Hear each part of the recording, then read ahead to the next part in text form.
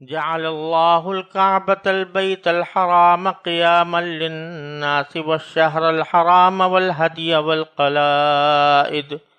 ذلك لتعلموا أن الله يعلم ما في السماوات وما في الأرض وأن الله بكل شيء عليم اعلموا أن الله شديد العقاب وأن الله غفور رحيم ما على الرسول إلا البلاغ والله يعلم ما تبدون وما تكتمون قل لا يستوي الخبيث والطيب ولو أعجبك كثرة الخبيث فاتقوا الله يا أولي الألباب لعلكم تفلحون۔ یہ سورہ مائدہ کی آیتیں ہیں، آیت نمبر 97 سے لے کر آیت نمبر 100 تک اس وقت تلاوت کی گئی ہیں۔ ان کا ترجمہ یہ ہے، اللہ نے کعبے کو جو بڑی حرمت والا گھر ہے لوگوں کے لیے قیام امن کا ذریعہ بنا دیا ہے۔ نیز حرمت والے مہینے نذرانے کے جانوروں اور ان کے گلے میں پڑے ہوئے پٹوں کو بھی امن کا ذریعہ بنایا ہے۔ یہ سب اس لیے تاکہ تمہیں معلوم ہو کہ آسمانوں اور زمین میں جو کچھ ہے اللہ اسے خوب جانتا ہے اور اللہ ہر بات سے پوری طرح باخبر ہے۔ یہ بات بھی جان رکھو کہ اللہ عذاب دینے میں سخت ہے، اور یہ بھی کہ اللہ بہت بخشنے والا بڑا مہربان ہے۔ رسول پر سوائے تبلیغ کرنے کے کوئی اور ذمہ داری نہیں ہے، اور جو کچھ تم کھلے بندوں کرتے ہو اور جو کچھ چھپاتے ہو اللہ ان سب باتوں کو جانتا ہے۔ اے پیغمبر، لوگوں سے کہہ دو کہ ناپاک اور پاکیزہ چیزیں برابر نہیں ہوتی، چاہے تمہیں ناپاک چیزوں کی کثرت اچھی لگتی ہو، لہذا اے عقل والو اللہ سے ڈرتے رہو تاکہ تمہیں فلاح حاصل ہو۔ ان آیات سے پہلے حالت احرام میں شکار کا حکم بیان فرمایا گیا تھا کہ حالت احرام میں شکار منع ہے، خشکی کا شکار منع ہے، البتہ سمندر کا یا پانی کے جانوروں کا شکار جائز ہے۔ اب اسی مناسبت سے اللہ تبارک و تعالی نے آگے کعبہ شریف کی حرمت کا خاص ذکر فرمایا ہے، اور گویا دوسری طرف یہ بتلانا منظور ہے کہ یہ جو حالت احرام کے اندر ہم نے تمہیں شکار سے منع کیا ہے یا حدود حرم میں شکار سے منع کیا ہے، یہ در حقیقت کعبے کی عظمت کی وجہ سے ہے کہ اللہ تبارک و تعالی نے اس کعبے کو بیت اللہ قرار دے کر اس کو ایک حرمت عطا کی ہے، اور اس حرمت کی وجہ سے جو لوگ اس کعبے کی نیت سے احرام باندھ کر آ رہے ہوں ان کی ایک عظمت ہے، اور دوسری طرف جو حدود حرم کے اندر یا حالت احرام میں جانور تمہارے سامنے آئیں تو ان کا شکار جو منع کیا گیا ہے اس سب کا سبب بیت اللہ کی حرمت ہے۔ تو اس حرمت کا یہاں پر بیان فرمایا، اور یہ فرمایا کہ اللہ تبارک و تعالیٰ نے کعبے کو اور اس کعبے کی صفت فرمائی البیت الحرام، کہ وہ ایک حرمت والا گھر ہے، اس کو لوگوں کے لیے قیام بنایا ہے۔ قیام کے لفظی معنی کھڑے ہونے کے ہوتے ہیں، اور جس چیز کا وجود دوسرے پر موقوف ہو اس کو بھی قیام کہا جاتا ہے۔ تو قیام للناس کے دو معنی ہیں۔ ایک معنی تو یہ ہے کہ اللہ تبارک و تعالی نے اس کو امن قائم کرنے کا ذریعہ بنایا ہے۔ کعبے شریف کی حرمت کی وجہ سے یہ بات ممنوع ہے کہ کعبے کی حدود میں یا حدود حرم میں کسی کو قتل کیا جائے، کسی کی جان پر، کسی مال پر، کسی کا حملہ کیا جائے، اور یہ بھی ناجائز ہے کہ وہاں پر رہتے ہوئے کوئی شکار مارا جائے۔ تو اس کو قیام امن کا ذریعہ بنایا ہے۔ ابھی عجیب بات ہے کہ جاہلیت کے لوگ جو لوٹ مار میں مشہور تھے، قتل و غارت گری میں مشہور تھے، وہ بھی بیت اللہ شریف کا یہ احترام کرتے تھے کہ بیت اللہ شریف میں یا اس کی حدود حرم میں وہ کبھی کسی کے اوپر کوئی دست درازی نہیں کرتے تھے۔ یہاں تک کہ جن قبائل کے ساتھ ان کی دشمنی تھی وہ بھی اگر حدود حرم میں آئے ہوں تو ان پر کوئی دست درازی نہیں کرتے تھے، ان کے اوپر کوئی حملہ نہیں کرتے تھے، یہاں پر قبائلی جنگ نہیں ہوتی تھی۔ جاہلیت کے زمانے سے یہ صورتحال چلی آ رہی تھی، اور بیت اللہ کو اس لحاظ سے قیام بنایا گیا تھا کہ وہ اہل عرب بھی اس کی یہ حرمت سمجھتے تھے کہ اس کے آس پاس قتل و غارت گری وغیرہ ناجائز ہے۔ ایک معنی تو اس کے یہ ہے، قیام للناس، لوگوں کے لیے یہ امن قائم کرنے کا ذریعہ ہے۔ دوسرے معنی جو متعدد قابل اعتماد مفسرین نے بیان فرمائے ہیں اور بعض احادیث سے بھی ان کی تائید ہوتی ہے، وہ یہ ہے کہ یہاں ناس سے مراد پوری انسانیت ہے، یعنی دنیا بھر کے لوگ۔ اور قیام للناس کے معنی یہ ہے کہ جب تک یہ بیت اللہ قائم رہے گا اس وقت تک دنیا قائم رہے گی، اور جب بیت اللہ معاذ اللہ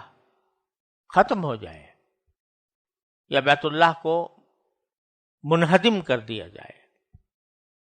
اور پھر اس کے اوپر سے طواف اور بیت اللہ کا حج یہ موقوف ہو جائے تو سمجھ لو کہ دنیا اب ختم ہو رہی ہے۔ تو قیام للناس کے معنی یہ ہے کہ یہ دنیا کے قائم رہنے کا ایک ذریعہ ہے جو اللہ تعالیٰ نے بنایا ہے۔ جب تک بیت اللہ اپنے لوازم اور اپنی خصوصیات کے ساتھ قائم رہے گا، لوگ حج کو جاتے رہیں گے، اس وقت تک یہ دنیا بھی قائم رہے گی، اور جب حج بند ہو جائے گا تو اس کے معنی یہ ہے کہ بس اب دنیا ختم ہو رہی ہے۔ چنانچہ ایک حدیث میں فرمایا گیا کہ قیامت اس وقت تک قائم نہیں ہوگی جب تک کہ حج بیت اللہ منسوخ نہ ہو جائے، لوگ جو ہیں بیت اللہ کے حج کے لیے جانا بند کر دیں۔ بلکہ ایک روایت میں تو حضرت عطا سے یہ منقول ہے، حضرت عطا ابن ابی رباح، کہ وہ یہ فرماتے ہیں کہ اسی آیت کی تفسیر کرتے ہوئے کہ اگر ایک مرتبہ بھی دنیا میں حج موقوف ہوا تو بس یہ دنیا کے خاتمے کا وقت ہوگا، یا دنیا کے خاتمے کی علامت ہوگی۔ بہرحال یہ ایک حقیقت ہے کہ بیت اللہ جب تک قائم ہے یہ دنیا بھی قائم ہے۔ اپنے قد سے جو کھڑا ہوں تو کرم ہے تیرا، مجھ کو گرنے نہیں دیتا ہے سہارا تیرا۔ تو یہ صورتحال بیت اللہ کی ہے۔ تو اللہ تعالیٰ فرماتے ہیں کہ اللہ نے کعبے کو، جو بڑی حرمت والا گھر ہے، جعل اللہ الکعبۃ البیت الحرام قیاما للناس، اس کو لوگوں کے لیے قائم رہنے کا ذریعہ بنایا ہے، یعنی قیام امن کا ذریعہ بنایا۔ قیام امن اس معنی میں بھی کہ وہاں پر کوئی جنگ نہیں ہوتی، کوئی کسی کو مارتا نہیں، کوئی شکار بھی نہیں مارتا، اور اس لحاظ سے بھی کہ دنیا کا امن اس کی بدولت قائم ہے۔ جب وہ ختم ہوگا والعیاذ باللہ، یا اس کا حج موقوف ہوگا، تو دنیا کا نظام بھی درہم برہم ہو جائے گا۔ پھر اسی بیت اللہ کے ساتھ چند چیزوں کا ذکر فرمایا کہ وہ بھی اسی طرح قیام امن کا ذریعہ ہے۔ ایک فرمایا والشہر الحرام، حرمت والا مہینہ، وہ بھی لوگوں کے لیے قیام امن کا ذریعہ ہے۔ یوں تو قرآن کریم کے حساب سے، قرآن کریم کے بیان کے مطابق حرمت والے مہینے 4 ہیں، لیکن یہاں مفرد کا صیغہ استعمال کیا گیا ہے، اشہر الحرم نہیں فرمایا بلکہ والشہر الحرام۔ تو بظاہر اس سے مراد صرف ایک مہینہ ہے اور وہ ہے ذوالحجہ، جس میں حج کیا جاتا ہے۔ تو جو ذوالحجہ کا مہینہ ہے جس کو اللہ تعالیٰ نے حرمت عطا فرمائی ہے، وہ بھی بیت اللہ کے ساتھ اس معاملے میں شریک ہے کہ وہ بھی امن کا ذریعہ ہے، کیونکہ اس شہر حرام کے اندر نہ جنگ جائز ہوتی ہے اور نہ اس میں لوگ ایک دوسرے کے اوپر حملے کرتے ہیں، اور نہ کسی کو اس میں قتل کیا جاتا ہے، کیونکہ اسی شہر حرام کے اندر لوگ احرام باندھ کر بیت اللہ کی طرف آ رہے ہوتے ہیں، اور ان احرام کی حالت میں وہ کوئی شکار بھی نہیں کر سکتے، کسی جانور کو بھی نہیں مار سکتے سوائے کہ کسی انسان کو ماریں، لہٰذا وہ بھی قیام امن کا ذریعہ ہے۔ دوسری چیز فرمائی والہدی،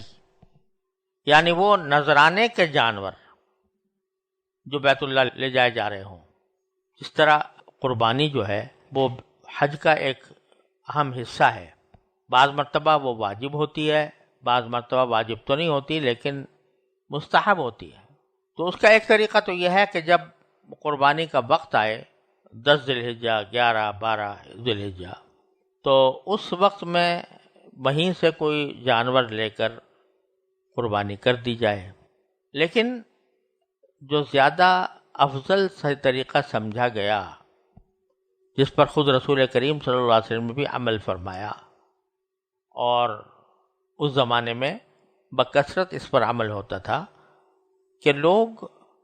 اپنے گھر سے ہی قربانی کے جانور لے کر اپنے ساتھ چلتے تھے، یعنی سفر میں وہ جانور بھی شریک ہوتے تھے، اور انہی کو لے جا کر پھر 10 ذی الحجہ یا 11 یا 12 کو ان کی قربانی کی جاتی تھی۔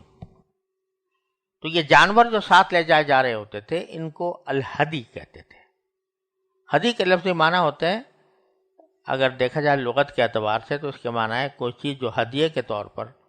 کسی کے پاس لے جائی جا رہی ہو۔ تو یہ بھی چونکہ اللہ تعالیٰ کی بارگاہ میں ایک ہدیہ اور نذرانہ تھا، اس واسطے اس کو ہدی کہتے تھے۔ اور اس ہدی کا معاملہ یہ تھا کہ زمانہ جاہلیت میں عرب جو ہے وہ ایک دوسرے کے خلاف جنگوں کا اور لوٹ مار کا بازار اس میں گرم تھا، لیکن اہل عرب ہدی کا پھر بھی احترام بہت کرتے تھے۔ جب ان کو پتہ چل جائے کہ یہ جانور بیت اللہ کے لیے لے جایا جا رہا ہے اور وہاں پر جا کر قربان کرنا مقصود ہے، تو پھر اس کو چھیڑتے بھی نہیں تھے، اس کے اوپر کوئی حملہ نہیں کرتے تھے، اس کو لوٹتے نہیں تھے، کتنا ہی چور ڈاکو ہو، کتنا ہی بدکار ہو، لیکن ہدی کے جانور کو وہ چھیڑتا نہیں تھا۔ تو اس لحاظ سے یہ ہدی بھی قیام امن کا ذریعہ ہے، کہ جب کوئی شخص ہدی لے کر جا رہا ہے، ہدی کو نہیں مارے گا جو شخص جو ہدی کی حرمت سمجھتا ہے کہ میں اس کے اوپر حملہ نہ کروں، تو جو ہدی لے کر جا رہا ہے اس پر اس کی جان و مال کی حرمت تو بطریق اولا وہ سمجھتا ہے۔ لہٰذا یہ ہدی بھی قیام امن کا ذریعہ ہے کہ اس کی وجہ سے لوگوں کی جان مال آبرو محفوظ رہتی ہے۔ تو یہ بھی قیام للناس کے حکم میں داخل ہے۔ اور وہ جو میں نے دوسرا مفہوم بیان کیا تھا کہ دنیا اس وقت تک قائم رہے گی جب تک کہ بیت اللہ قائم ہے اور لوگ حج کرتے ہیں، تو اگر یہ ہدی کے لے جانے کا سلسلہ موقوف ہو گیا، جس کے معنی ہے کہ حج موقوف ہو گیا، تو اس وقت دنیا بھی ختم ہو جائے گی۔ اور پھر تیسری چیز فرمائی والقلائد، گلوں کے پٹے، یہ در حقیقت یہ رواج تھا، جاہلیت میں بھی رواج تھا، اور پھر رسول کریم صلی اللہ علیہ وسلم نے بھی اس کو باقی رکھا کہ جو جانور بیت اللہ لے جایا جا رہا ہو قربانی کے لیے، تو اس جانور کے گلے میں عام طور سے ایک پٹا ڈال دیا جاتا تھا۔ یہ پٹا اس لیے ڈالا جاتا تھا تاکہ لوگ سمجھ لیں کہ یہ جانور حرم لے جایا جا رہا ہے اور یہ ہدی ہے۔ اور جب لوگ دیکھ لیتے تھے کہ یہ پٹے پڑے ہوئے ہیں کسی جانور کے اندر، تو وہ چونکہ سمجھ جاتے تھے کہ بیت اللہ کی طرف جا رہا ہے، اس لیے اس سے بالکل کوئی چھیڑ چھاڑ نہیں کرتے تھے۔ تو اس واسطے یہ پٹے بھی بذات خود یہ قیام امن کا ذریعہ تھے کہ ان پٹوں کو دیکھ کر کوئی شخص دوسرے پر دست درازی نہیں کرتا تھا، جانوروں کو بھی دست درازی نہیں کرتا تھا۔ تو اللہ تعالیٰ فرماتے ہیں کہ ہم نے یہ 4 چیزیں ہیں جو لوگوں کے لیے قیام امن کا ذریعہ بنایا ہے، جن کو وہ ایک بیت اللہ ہے، ایک حرمت والا مہینہ یعنی ذوالحجہ ہے، اور ایک جانور ہیں جو بیت اللہ لے جائے جا رہے ہوں، اور دوسرے ان کے گلے میں جو پٹے پڑے ہوتے ہیں وہ بھی اسی طرح قیام امن کا ذریعہ ہے۔ یہ جو ہم نے احکام دیے ہیں کہ حالت احرام میں شکار نہ کرو، بیت اللہ کی عظمت کا خیال رکھو، اور ذوالحجہ کے مہینے کی حرمت کا خیال رکھو، اور قربانی کے جانوروں کی حرمت سمجھو، اور پٹوں کی حرمت سمجھو، تو یہ احکام ہم نے کیوں دیے؟ سوال یہ پیدا ہوتا ہے کہ کیا وجہ ہے کہ اس خاص مہینوں کو اتنی حرمت دے دی گئی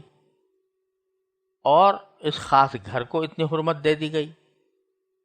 حالانکہ وہ گھر بھی پتھروں سے بنا ہوا ہے،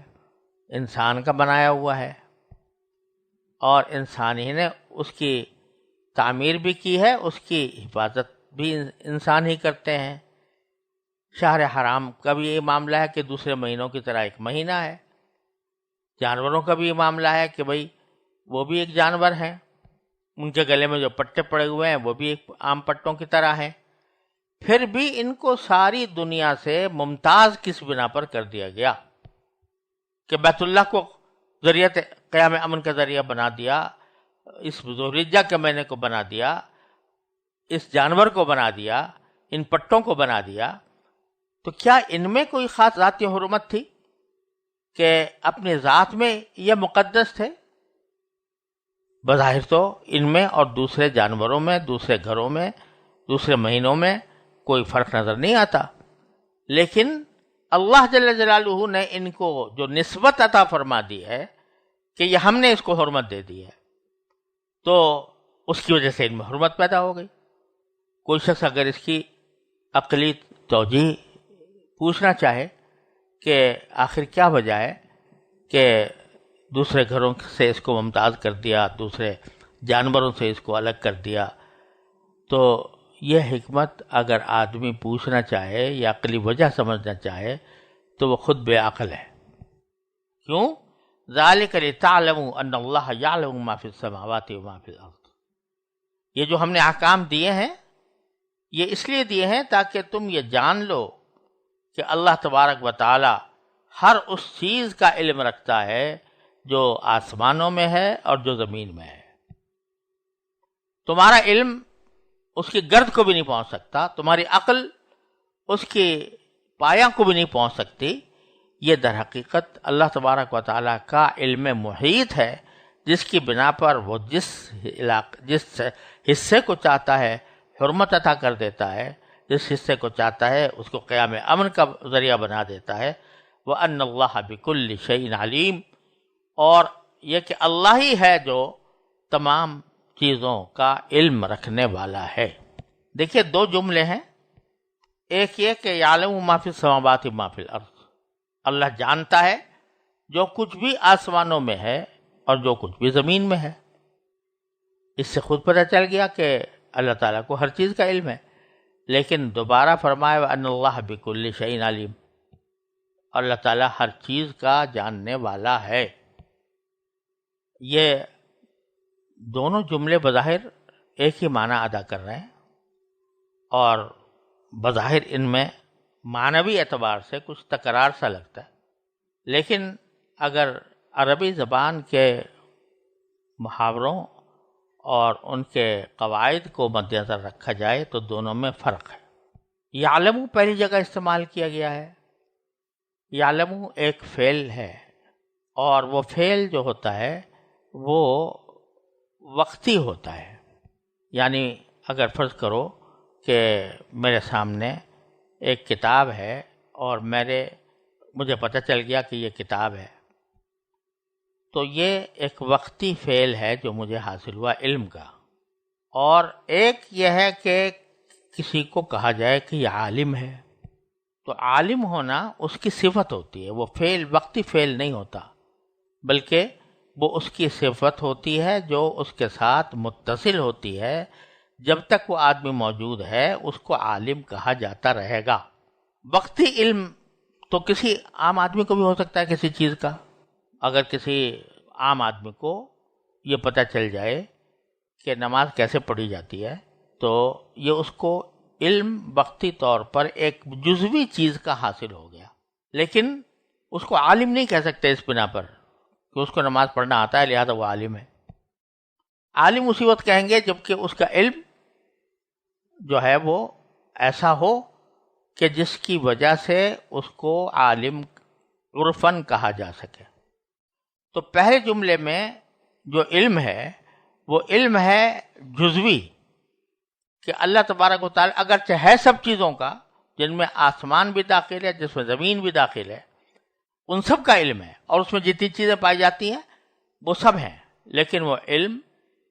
ایک فعل ہے۔ اور اللہ تبارک و تعالی فرماتے ہیں کہ یہ بات نہیں ہے کہ ہمیں اتفاقی طور پر ان آسمان و زمین اور اس کے درمیان کی چیزوں کا علم حاصل ہو گیا، بلکہ یہ علم ہماری صفت ہے، صفت دائمہ، صفت ازلی، ازل سے ہماری یہ صفت ہے کہ ان اللہ بکل شیء علیم، اللہ تعالیٰ ہر چیز کو جاننے والا ہے۔ اب یہ بیان کرنے کے بعد کعبے کی حرمت بیان کر کے، شہر حرام کی حرمت بیان کر کے، جانوروں کی حرمت بیان کر کے، اور حالت احرام کے اندر کیا کیا چیزیں ممنوع ہوتی ہیں ان کی ممانعت بیان کر کے آخر میں فرمایا کہ اعلموا ان اللہ شدید العقاب وان اللہ غفور الرحیم۔ یہ بات جان رکھو کہ اللہ عذاب دینے میں سخت ہے، اور یہ بھی جان رکھو کہ اللہ بہت بخشنے والا بڑا مہربان ہے۔ اللہ تبارک و تعالیٰ کی یہ دونوں صفتیں ہیں، اگر وہ عذاب دینے پر آ جائے تو عذاب بھی بڑا سخت ہے، اور مغفرت کرنے پر آ جائے تو مغفرت بھی اس کی بڑی عظیم ہے، اور رحمت ہی بڑی عظیم ہے۔ لہٰذا اس بات کا خیال رکھو کہ جن چیزوں سے منع کیا گیا ہے ان کے ارتکاب سے تم اللہ کے عذاب کے بھی مستحق ہو سکتے ہو، اور اگر ایک آدھ مرتبہ غلطی ہو جائے اور پھر تم اللہ تعالیٰ سے توبہ کر لو تو اللہ تعالیٰ بہت بخشنے والا بھی ہے، رحم کرنے والا بھی ہے۔ اور یہ نہ سمجھنا کہ تمہاری غلطی کی ذمہ داری ہمارے پیغمبر پر عائد ہوگی کہ انہوں نے تم کو مجبور کیوں نہیں کیا نیک کام کرنے پر، گناہوں سے بچنے پر۔ ما علی الرسول الا البلاغ، ہمارے پیغمبر پر سوائے اس کے کوئی ذمہ داری عائد نہیں ہوتی کہ وہ تمہیں پیغام پہنچا دیں، تبلیغ کر دیں۔ انہوں نے تبلیغ کر دی، اب یہ تمہارا کام ہے کہ تم ان کی تبلیغ کیے ہوئے احکام پر پوری طرح عمل پیرا ہو تاکہ اللہ تعالیٰ کے عذاب سے بچ سکو۔ واللہ یعلم ما تبدون وما تکتمون، اور ذمہ داری یہ رسول کی نہیں ہے کہ وہ تم سب کا اعمال کا کچا چٹھا تیار کرے اور پھر یہ کہے کہ فلاں کو عذاب دیا جائے اور فلاں کو معاف کر دیا جائے۔ یہ اللہ تبارک و تعالیٰ کا کام ہے کہ وہ خوب جانتا ہے جو کچھ تم ظاہر کرتے ہو اس کو بھی، وما تکتمون، اور جو تم خفیہ طور سے کرتے ہو اس کو بھی۔ تو اس لیے جو احکام دیے گئے ہیں وہ ان پر عمل پیرا ہونا ضروری ہے۔ پھر نبی کریم سرور دو عالم صلی اللہ علیہ وسلم سے اللہ تبارک و تعالیٰ خطاب کر کے فرماتے ہیں کہ قل، آپ لوگوں کے سامنے یہ حقیقت واضح کر دیجئے کہ لا یستوی الخبیث والطیب، ناپاک چیزیں اور پاکیزہ چیزیں برابر نہیں ہوتی۔ یعنی اللہ تبارک و تعالیٰ نے اس کائنات میں دونوں قسم کی چیزیں پیدا کی ہیں، پاک بھی ناپاک بھی، حلال بھی حرام بھی، اور تم کو بتا بھی دیا ہے کہ یہ چیزیں حلال ہیں یا حرام ہیں، یہ پاک ہیں یہ ناپاک ہیں۔ اب تمہارا کام یہ ہے کہ ان دونوں چیزوں کو برابر نہ سمجھو، جن چیزوں کو اللہ تعالیٰ نے حرام کیا ہے ان کو حرام سمجھو، جن کو حلال کیا ہے ان کو حلال سمجھو، اور اسی کے مطابق عمل کرو۔ ایسا نہ کرو جیسا کہ مشرکین نے اپنی طرف سے بعض چیزوں کو حرام کر لیا تھا اور بعض ناپاک چیزوں کو حلال کر لیا تھا، ویسا تم نہ کرو۔ اور ایک بہت بڑا اصول آگے یہ بیان فرما دیا، وَلَوْ أَعْجَبَكَ كَثْرَةُ الْخَبِيثِ، چاہے ناپاک چیزوں کی کثرت تمہیں پسند آ رہی ہو، یعنی ایک ناپاک چیز ہے یا ناپاک کام ہے، وہ دنیا بھر میں رواج پا گیا ہے، اور اس کے کرنے والے، اس کو درست سمجھنے والے دنیا میں زیادہ ہو گئے ہیں۔ تو محض اس بنا پر کہ دنیا کی کثرت، اکثریت وہ کام کر رہی ہے یا اس کام کو اچھا سمجھ رہی ہے، یہ کوئی دلیل نہیں ہے اس بات کی کہ وہ کام پاکیزہ ہے یا وہ کام حلال ہے۔ ایسا ہو سکتا ہے کہ اور ہوا ہے اور ہو رہا ہے کہ ایک چیز جو ناپاک ہے یا ایک کام جو ناپاک ہے وہ دنیا بھر میں رواج پا گیا، ہر ایک آدمی وہ کام کر رہا ہے، اور یہاں تک کہ جو وہ کام نہ کرے اس کو برا سمجھا جا رہا ہے، اس پر انگلیاں اٹھائی جا رہی ہیں، اس کو یہ کہا جا رہا ہے کہ یہ زمانے کا ساتھ نہیں دیتا۔ تو اللہ تعالیٰ فرماتے ہیں یہ کوئی دلیل نہیں ہے کہ بھئی اتنے سارے آدمی ایک کام کر رہے ہیں تو چلو میں بھی کروں، بلکہ یہ دار و مدار اس پر نہیں ہے کہ کتنے لوگ اس کو اچھا سمجھتے ہیں کتنے لوگ برا سمجھتے ہیں، دار و مدار اس پر ہے کہ وہ فی نفسی اچھا ہے یا برا ہے، اور فی نفسی اچھا اور برا ہونے کا فیصلہ تم نہیں، تمہاری عقل نہیں، تمہاری سمجھ نہیں، بلکہ اللہ کرے گا یا اللہ کا رسول کرے گا صلی اللہ علیہ وسلم۔ اس سے ایک بہت بڑا اصول نکل رہا ہے، وہ یہ کہ آج کی جمہوریت میں کہا جاتا ہے کہ حاکمیت اعلیٰ عوام کی ہے، عوام کو حاکم اعلیٰ قرار دے، ساورنٹی۔ یہ ساری سیکولر ریاستوں میں کہا جاتا ہے کہ ساورنٹی یعنی حاکمیت وہ عوام کی ہے۔ عوام کی اکثریت جس چیز کو کہہ دے کہ یہ صحیح ہے وہ صحیح، جس چیز کو کہہ دے یہ جائز ہے وہ کہہ دے جائز ہے، وہ کہہ دے حرام ہے ناجائز ہے کہہ دے کہ ہاں ناجائز ہے۔ کسی عمل یا کسی قول کے اندر آج کے جمہوری نظریے میں کوئی ذاتی خرابی یا ذاتی عیب یا ذاتی اچھائی نہیں ہوتی۔ آج کا نظریہ یہ ہے، آج کی جمہوریت کا نظریہ یہ ہے، آج کے سیکولرزم کا نظریہ یہ ہے کہ کوئی چیز اپنی ذات میں اچھی یا بری نہیں ہوتی، اس میں کوئی انٹرنزک اچھائی یا انٹرنزک خرابی نہیں ہے، جس کو لوگ پسند کر لیں وہ اچھی بات ہے۔ اسی وجہ سے آج دیکھیں مغربی دنیا میں ایک زمانہ تھا کہ ہم جنس پرستی کو برا سمجھا جاتا تھا، ان کی مذہبی کتابوں کے اندر بھی اس کو برا کہا گیا ہے۔ کسی وقت یہ بحث چلی کہ اچھی ہے بری ہے، تو رفتہ رفتہ اس کو اچھا قرار دے دیا گیا، نہ صرف اچھا قرار دے دیا گیا بلکہ اس کو اب ایسا مقدس سمجھا گیا ہے کہ جو شخص اس کی اچھائی کا انکار کرے وہ مطعون ہے، اس کو کہا جاتا ہے کہ یہ رجت پسند ہے، یہ دقیانوسی ہے، یہ زمانے کے ساتھ نہیں چل رہا، اس کو تو قرآن کہتا ہے کہ یہ جو تم نے معیار مقرر کر لیا ہے کہ جس کام کو لوگوں کی اکثریت اچھا سمجھ لے تو بس وہ اچھا ہے۔ یہ اصول بنیادی طور پر غلط ہے۔ وَلَوْ أَعْجَبَكَ كَثْرَةُ الْخَبِيثِ،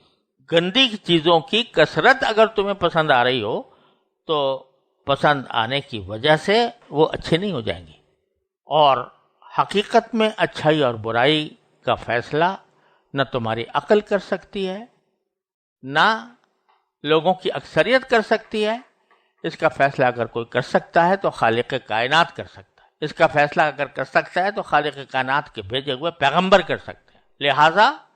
تم محض لوگوں کی اکثریت کی بنیاد پر کسی چیز کی اچھائی یا برائی کا فیصلہ نہ کرو۔ یہی وجہ ہے کہ جمہوریت کا جو یہ بنیادی نظریہ ہے یہ بالکل اسلام کے خلاف ہے۔ البتہ اگر اس جمہوریت کو قرآن و سنت کے تابع کر دیا جائے اور کہا جائے کہ وہ لوگوں کی اکثریت تنہا اچھائی برائی کا فیصلہ نہیں کرے گی، اصل فیصلہ قرآن کرے گا یا سنت کرے گی، اور اب اس کے اندر اس کے عملی اطلاق کی جو مختلف صورتیں ہو سکتی ہیں ان میں اگر اکثریت کا قول کو اعتبار کر لیا جائے تو اس میں کوئی حرج نہیں، لیکن نفس خیر اور نفس شر ہونے کا فیصلہ یہ اکثریت کی بنیاد پر نہیں چھوڑا جا سکتا۔ یہ اس واضح اصول قرآن کریم نے بیان فرما دیا۔ جب ہم نے یہ ساری باتیں تمہیں پر واضح کر دیں، فاتقوا اللہ، یہ پھر وہی بات ہے ہر جگہ، اللہ سے ڈرو، یا اولی الالباب، اے عقل والو، مطلب یہ کہ عقل وہ ہے جو اللہ اور اس کے رسول کے حکم کے مطابق ہو۔ تم دعوے تو کر رہے ہو کہ ہم عقل کی بنیاد پر یہ کام کر رہے ہیں، لیکن وہ عقل ناقص ہے، وہ عقل ناتمام ہے، وہ عقل جھوٹی ہے جو تمہیں اللہ اور اللہ کے رسول صلی اللہ علیہ وسلم کے احکام کے خلاف کسی اور چیز کی طرف رہنمائی کرے۔ تو اللہ سے ڈرو اگر واقعی حقیقی عقل ہے تو۔ حقیقی عقل کیا ہے؟